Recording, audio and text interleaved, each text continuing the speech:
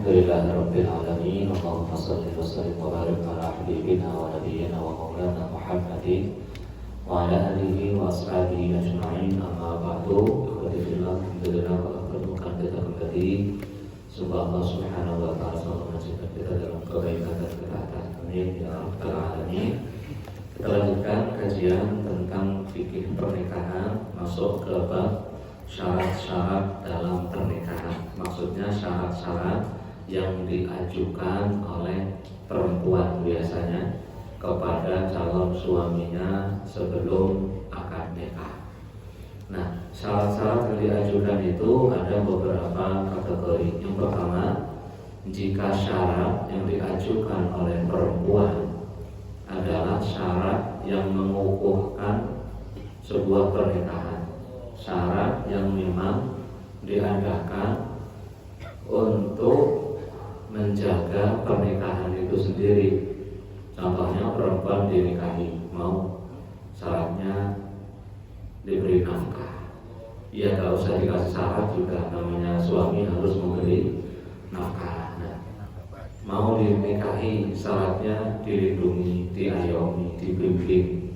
Nah itu sebenarnya mau atau tidak, mau disebutkan atau tidak, syarat-syarat model ini harus dilaksanakan. Jadi syarat tersebut dihukumi boleh, nggak apa-apa ya. Kalau perempuan mengajukan syarat, yang syarat tersebut adalah mengukuhkan pernikahan.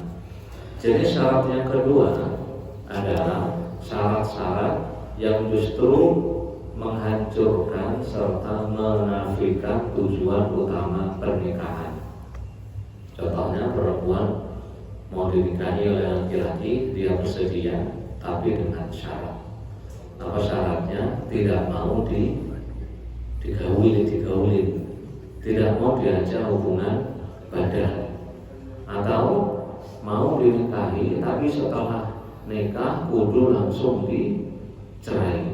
Nah tujuannya nikah itu kan hidup bareng untuk waktu yang lama. Ini setelah nikah kudu langsung dicerai. Ini kejadian, pernah kejadian, saya juga tahu seperti itu. Akhirnya malah nggak jadi nikah, Kalian ngapain nikah sampai habis duit banyak, setelah nikah maunya langsung dicerai.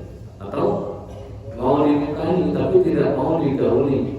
Tujuan utama nikah itu untuk menjaga diri. Kalau nggak mau digauli ya jangan mau dinikahi. Nah, syarat-syarat seperti ini adalah syarat yang fasid, batil, dan merusak pernikahan. Kalau ada pernikahan yang laki-laki setuju untuk melaksanakan syarat model ini, maka pernikahan dianggap batil, fasid, gak sah nikah tersebut. Nah kemudian yang ketiga adalah syarat-syarat yang tidak menafikan tujuan utama nikah. Syarat-syarat yang diajukan tidak menafikan tujuan utama nikah, tapi merupakan syarat-syarat yang tidak selayaknya gitu, tidak diajukan. Contohnya yang tadi disebutkan Pak siapa? Pak Agung. Contohnya nikah, mau dinikahi tapi syaratnya tidak mau dimadu gitu. Atau boleh dinikahi tapi syaratnya tidak mau nanti kalau sudah menikahi nggak boleh diceraikan. Atau mau dinikahi tapi syaratnya tidak mau diajak pergi dari rumah orang tuanya. Nah, atau mau dinikahi syaratnya di perempuan boleh pergi, boleh keluar kemanapun tanpa harus minta izin ke suaminya.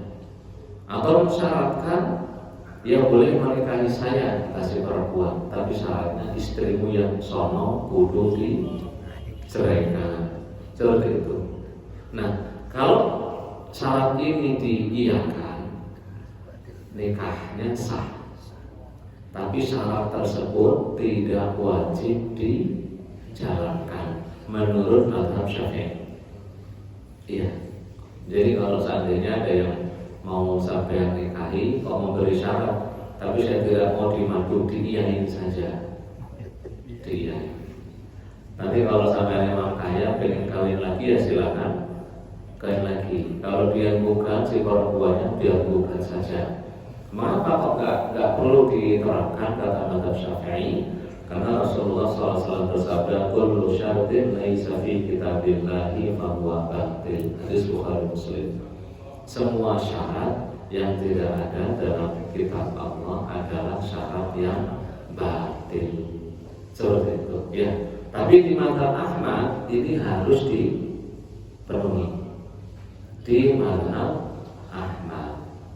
Dan yang terjadi banyak di Saudi, kalau saya singgung di sini mungkin saking banyaknya muskilatul unusa, banyaknya permasalahan perawan tua, jadi banyak perawan tua di Saudi atau janda yang sudah sukses itu butuh suami sebagai laki-laki, nggak butuh nafkahnya. Jadi sama banyak laki-laki yang kurang ajar kalau bahasa saya. Kalau kita mau nikah itu bisa nikah kedua, ketiga dia, ya saya siap menikahi tapi nggak siap ngasih nafkah, duit, nggak siap ngasih rumah. Dan kok yang banyak perempuan yang mau itu. Jadi di mazhab Hambali ya tetap harus dilaksanakan sesuai dengan kesepakatan, ya. Wallahu a'lam bishawab. Nah itu jenis-jenis persyaratan yang diajukan mempelai sebelum pernikahan. Nah sekarang di negara kita atau banyak negara masyhur ada perjanjian pranikah, betul ya? Ini maksudnya perjanjian pranikah itu ya ini untuk mengantisipasi kalau terjadi hal-hal yang tidak diinginkan. Contohnya yang sering terjadi karena sama-sama merasa kaya, laki-laki kaya, perempuan kaya, sebelum nikah sama-sama membuat kesepakatan bahwa setelah nikah ini hasil kerja milik masing-masing. Suami tetap wajib memberi nafkah kepada istri sesuai dengan kemampuannya. Itu boleh seperti itu? Boleh. Untuk menjaga biar kedepannya tidak ada yang aneh-aneh. Malah di Indonesia itu dibuat sighah taklik. Pernah dengar ya? Pernah. Dulu pas nikah baca mungkin ya. Nah itu sebenarnya sighah taklik itu bagian dari persyaratan ini. Jadi kalau sampai si laki-laki tidak memberi nafkah lahir atau batin berapa bulan atau berbuat tidak baik dan sebagainya, maka perempuan boleh mengajukan gugatan cerai dan hanya membayar nggak salah 10.000. Kalau belum dulu bayar hanya 10.000 dan hakim berhak untuk menceraikan. Ya, wallahu a'lam bishawab. Itu terkait syarat-syarat yang diajukan. Bahasa selanjutnya adalah terkait mahar atau mas kawin. Dalam bahasa Arab disebut sodak. Ada disebut juga ada 9 penyebutan. Disebut mahar, sodak, nihlah, fardhah, qaul, haba, uqrun, ajrin, alaid. Itu nama untuk mas kawin. Bahasa kita mas kawin. Karena biasanya bentuknya emas diberikan saat perkawinan. Ya, bukan mas cerai. Mas kawin, jadi karena biasanya emas dikasih saat perkawinan. Nah, dalam bahasa Arab disebut sodak. Dari kata-kata sodaqah yasduqu, kejujuran. Disebut sodak karena mas kawin itu membuktikan keseriusan laki-laki untuk menikah. Jika dia berani berkorban untuk ngasih duit kepada mempelai perempuan. Nah, hukumnya mas kawin itu bukan rukun, tapi harus ada. Dalam mas kawin bukan rukun dalam sebuah pernikahan, tapi harus ada. Artinya kalau dalam sebuah pernikahan tidak disebutkan mas kawinnya, saya terima nikahnya fulanah binti fulan, itu sudah sah, meskipun tidak nyebutin mas kawin gitu. Mas kawin ada 2 jenis nanti penjelasannya, akan ada mas kawin yang disebutkan dan mas kawin yang tidak disebutkan. Mas kawin itu harus ada. Karena mengapa? Allah berfirman, wa atun nisaa sadaqatihinna nihlah. Berikanlah perempuan harta sebagai mas kawin atas pernikahan. Kemudian Rasul Shallallahu Alaihi Wasallam juga bersabda kepada sahabat, iltamis walau khataman min hadidin.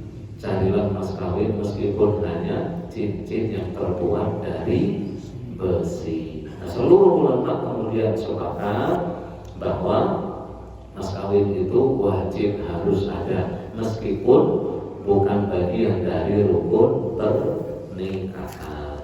Kemudian hikmahnya mengapa harus ada mas kawin itu tadi, yang pertama untuk bukti keseriusan laki-laki yang mau menikahi perempuan. Yang kedua sebagai bentuk penghibur, pelipur lara, obat sedih bagi perempuan.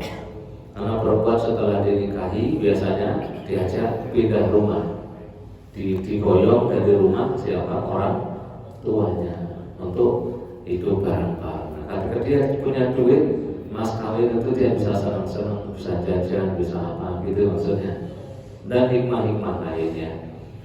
Kemudian yang selanjutnya adalah dianjurkan untuk menyebutkan jumlah mas kawin. Mas kawin ada dua, ada mahar musamma, mas kawin yang disebutkan. Yang kedua, mas kawin tidak disebutkan. Seluruh ulama sepakat sebaiknya dalam pernikahan mas kawin itu disebutkan. Jumlahnya berapa disebutkan. Mengapa sebaiknya disebutkan? Untuk menghindari konflik gitu. Dan selanjutnya dari zaman baginda Nabi Sallallahu Alaihi Wasallam, mas kawin itu selalu disebutkan. Berapapun jumlahnya dianjurkan untuk disebutkan. Tapi apakah boleh nggak disebutkan? Boleh. Dalam hadis Abu Dawud dan Hakim pernah baginda Nabi Shallallahu Alaihi Wasallam menyaksikan pernikahan zaman beliau, mas kawinnya tidak disebutkan sampai suaminya meninggal itu. Setelah suaminya meninggal, baru oleh keluarga suaminya, si istri ini baru diberikan mas kawin. Itu disebut sebagai mahar misil, mahar yang disamakan dengan keluarganya. Baik, selanjutnya, apakah mas kawin itu ada kadar batasannya? Seluruh ulama sepakat tidak ada. Karena mengapa Allah Subhanahu wa taala berfirman, "Wa uhilla lakum ma wara'a dzalikum an tabtaghu bi amwalikum." Dihalalkan kepada kalian untuk menikahi perempuan-perempuan dengan harta kalian. Selama memang statusnya harta bernilai duit, maka boleh dijadikan mas kawin. Artinya kata para ulama, nggak ada batasan minimal selama masih bernilai duit. Ini kacamata punya siapa ini? Ada duitnya nggak kira-kira? Bernilai Pak? Ada duitnya nggak kira-kira? Senilai 10.000 ada nggak? Ada ya. Bisa jadi mas kawin? Boleh. Di zaman Nabi Shallallahu Alaihi Wasallam dalam hadis riwayatnya Tirmidzi, juga Ibnu Majah, Baihaqi, ada perempuan nikah dengan mas kawinnya sendal Pak. Bukan sendal emas, bukan sendal. Ya, sendal biasa. Kata Nabi, ditanya, kamu rela dinikahi dengan mas kawinnya sendal? Rela. Iya. Sendal. Bahkan pernah ada sahabat Nabi pengen nikah, mas kawinnya itu sarung. Cuma dia punya sarungnya cuma satu, ada teman-temannya. Ente mau nikah mas kawin sarung, kalau ente beli jadi mas kawin, ente pakai apa? Oh iya ya. Akhirnya nikah dengan mas kawin, disuruh mengajarkan belajar Quran, mengajarkan bacaan Quran kepada istrinya. Mas kawin bawa 1 kilo, boleh atau enggak? Boleh, karena bawa 1 kilo bernilai duit. Berapa sekilo? 40.000 gitu. Telur sekilo boleh. Kalau kulit telur enggak boleh, karena kulit telur enggak bernilai. Itu modelnya. Jadi selama bernilai harta gitu. Nah, maksimalnya berapa? Enggak ada. nggak ada maksimal mas kawin itu. Kalau mau ngasih uang 1 tronton juga boleh. Mau emas 1 ton seberat tubuh Monastono juga boleh. Allah berfirman, wa ataitum ihdahunna qintara, dan kalian telah mengasih mereka istri-istri kalian uang yang sangat banyak. Qintar itu sebudah duit di bahasa kita, uang yang sangat banyak. Tapi dianjurkan untuk tidak kurang dari minimal 10 dirham. Dirham itu perak. Dan dianjurkan untuk tidak lebih dari 500 dirham. Nah, 500 dirham itu kalau zaman sekarang kurang lebih ya senilai 170 sekian gram emas. 176 gram emas, 500 dirham itu. Nah, kalau bisa jangan lebih dari 200 juta kalau bisa mas kawin itu. Kenapa? Karena itu adalah maharnya istri-istri Nabi dan anak-anak perempuan Nabi, nggak lebih dari itu. Maharnya istri Nabi yang paling mahal adalah maharnya Ummi Habibah binti Abi Sufyan. Itu maharnya disebutkan katanya sampai 400 dinar atau 4.000 dirham. Berarti banyak itu, 2,5 miliar lebih itu. Nah, kalau zaman sekarang kalau bisa jangan lebih dari itu. Karena kalau Umar bin Khattab itu menganjurkan jangan banyak-banyak mahar. Seandainya mahar terlalu tinggi itu baik, istilah istri-istri dan anak-anak Nabi itu maharnya pada tinggi. Tapi kok tidak pada tinggi. Bahkan dianjurkan oleh Nabi Shallallahu Alaihi Wasallam selayaknya ngasih meminta mahar itu yang membuat bisa nikah, yang memudahkan, bukan yang murah ya. A'dhamun nisa'i barakatan aisaruhun mu'natan, hadis riwayat Imam Ahmad. Wanita yang paling memberkahi adalah wanita Nabi adalah wanita yang maharnya paling mudah. Mudah itu bukan murah loh ya. Maksudnya mudah kalau karyawan PLN sini yang gajinya sebulan 20 juta ya, saya yakin mahar 50 juta masih mudah kali ya. Masih mudah. Tapi kalau gajinya 4 juta minta mas kawin 50 juta kayaknya sulit itu kan. Kayaknya sulit. Jadi mudah sesuai dengan kondisi si calon suami. Kapan mahar itu ditentukan? Silahkan disepakati. Kapan ditentukan? Silahkan disepakati. Karena kalau tidak disepakati repot nanti. Yang minta itu perempuan atau walinya perempuan, ya silahkan. Istilahnya rirundingan aja nanya gitu ya. Nanya mau berapa. Dan alhamdulillah kalau negara kita itu negara yang paling nyunah, paling sunnah dalam menetapkan mahar itu negara Indonesia. Kenapa? Mas kawin seperangkat alat sholat. Dulu tuh saya sering menyaksikan pernikahan dengan mas kawin 50.000 rupiah. Dan sekarang itu mas sering saya menyaksikan pernikahan dengan mahar 4 gram emas, 5 gram itu masih banyak. Kadang masih 1 juta rupiah, murah meriah gitu ya. Itu negara paling nyunah dalam istilah mahar. Dalam bab mahar adalah negara Indonesia. Coba sampai ke Arab, waduh, tergantung nih keluarga konglomerat atau keluarga biasa-biasa.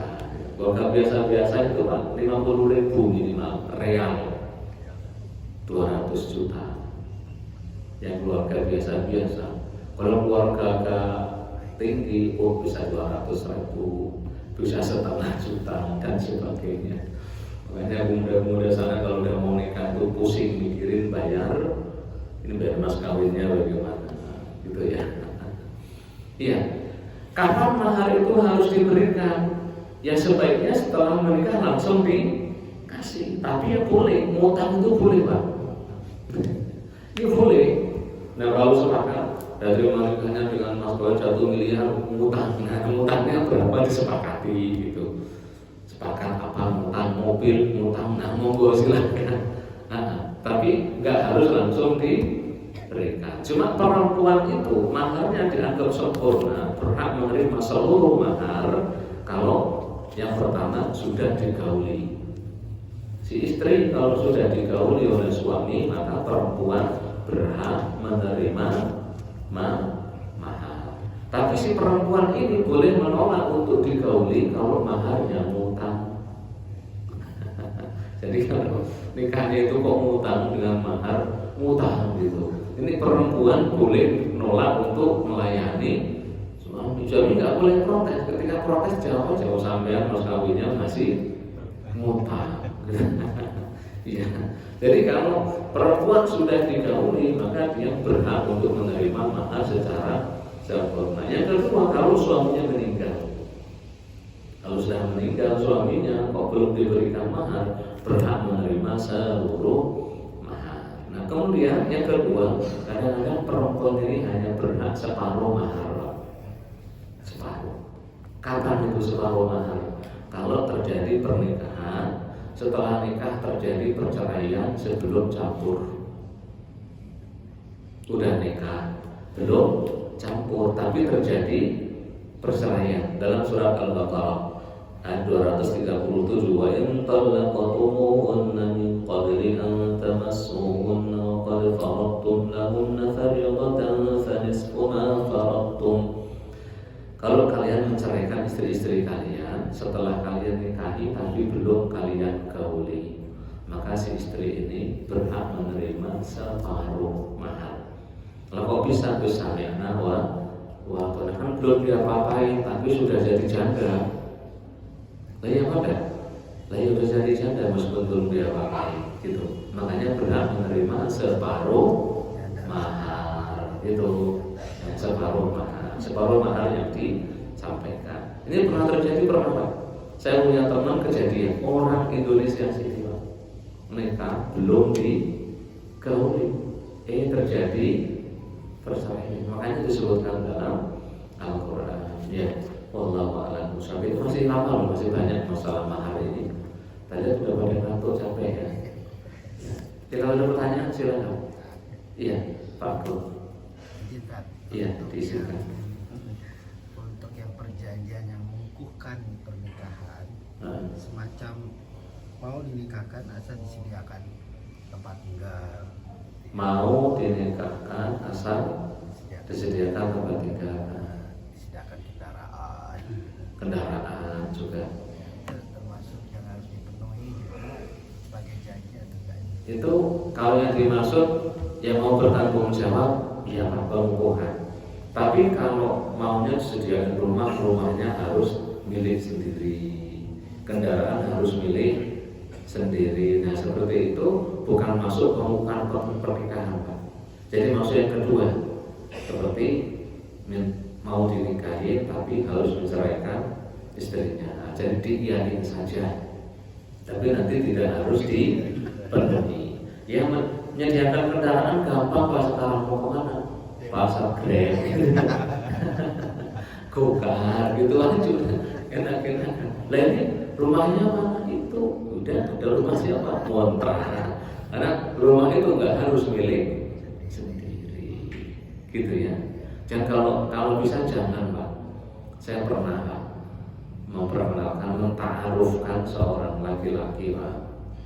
Nah di depan saya kan saya ustadznya beliau ini. Di depan saya bapaknya itu kayak yang gede gitu loh Pak. Yang gede. Wah dijamu bagus apa. Setelah pulang akhirnya jalan berapa hari dia disuruh datang sendiri ke rumahnya. Sama bapaknya ditanya, mohon maaf kemarin ada Pak Ustadz gak enak, saya makanya terus terang katanya tanyain sampai sudah punya rumah sendiri atau belum. Kalau kerja Pak manajer Pak sebenarnya. Manajer gajinya zaman dulu juga udah gede, udah 10-an juta zaman dulu itu ya.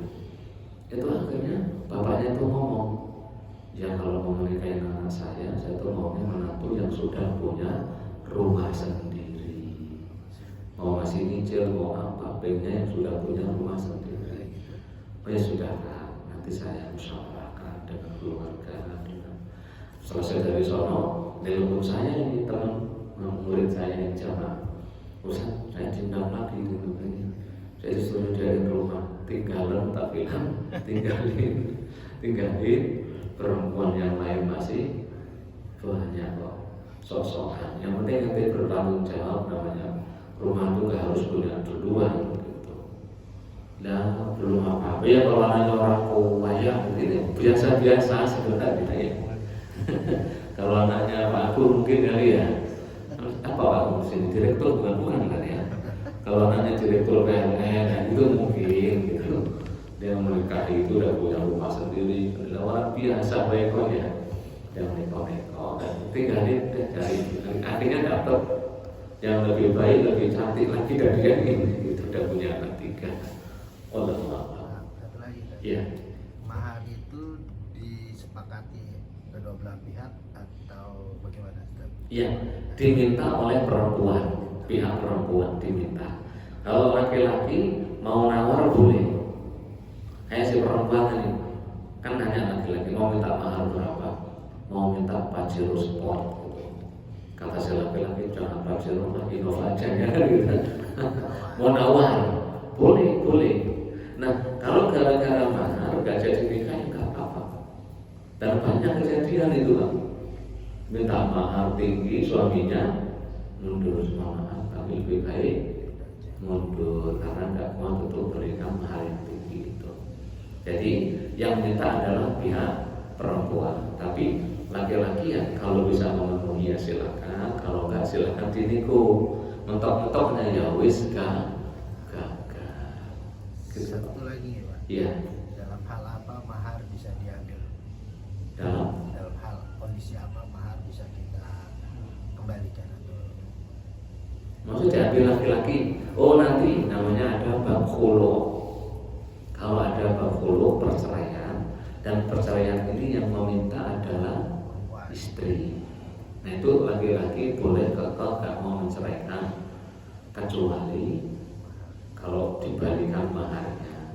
Nah itu kadang perempuan rela balikin mahar asalkan bisa bercerai dengan si ketek ini. Biasanya kadang dia udah gitu, udah sakit jadinya dia jemput ketek gitu ya. Udah nikmati dia masih minta mahar, masih ketek bisa jadi biasa gitu. Ya wes dibalikin gitu. Zaman itu pernah kejadian. Iya, perempuan minta diceraikan, suaminya nggak mau. Ya sudah kalau masalahnya dibalikin gimana? Iya udah siap dia Rasul balikin mas kawinnya. Akhirnya dibalikan mas kawinnya. Gitu. Namanya khulu, perceraian yang diminta oleh istri. Yang kalau di Indonesia timbang seperangkat alam udah rusak kan. Ada mushaf Al-Qur'annya ambil aja mushafnya gitu ya. Ada satu lagi nggak Pak? Cukup ya. Masih banyak insya Allah ya, masih banyak kalau nggak selesai kayaknya. Semoga bermanfaat. Kita berkafaratul majelis. Subhanallah.